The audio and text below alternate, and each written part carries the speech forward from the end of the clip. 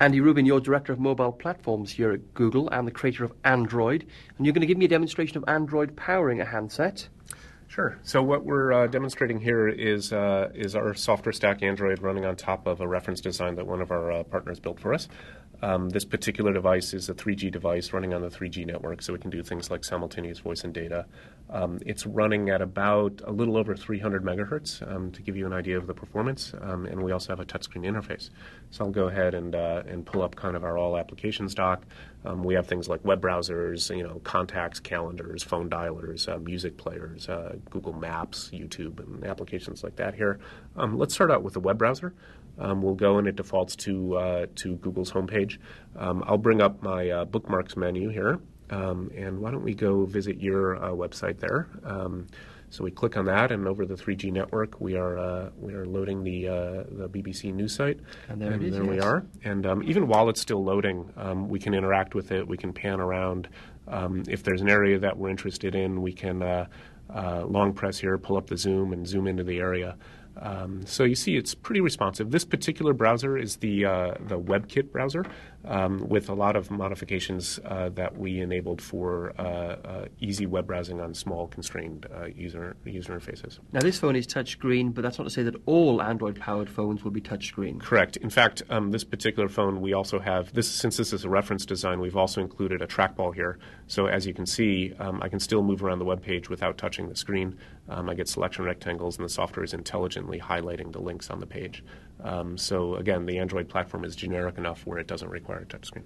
And 300 megahertz, that isn't the top end by any means, is it, for a mobile phone? No, I don't know the exact stats. I think the iPhone is somewhere near 600 megahertz. Your average feature phone today is about 200 megahertz, so this is kind of right in the middle. And again, I'm very pleased with the performance of the software stack in this processor. So some other things that are kind of interesting, we have this particular phone also has a 3D graphics chip in it.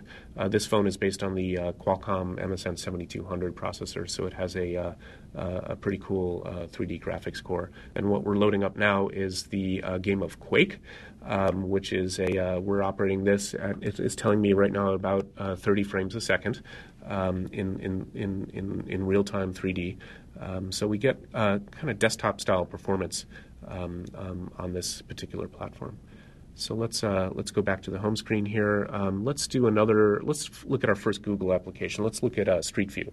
So Street View is our, it's kind of a companion product for Google Maps. This gives us imagery that is panoramic imagery for any location on the map that is covered, and I can just kind of pan around here. I can find an interesting thing, like here we are at the Embarcadero in San Francisco, and you'll see that that picture crisped up after it cached in from the network. So I can zoom in here, and I can get an idea of what this guy's doing with his truck there.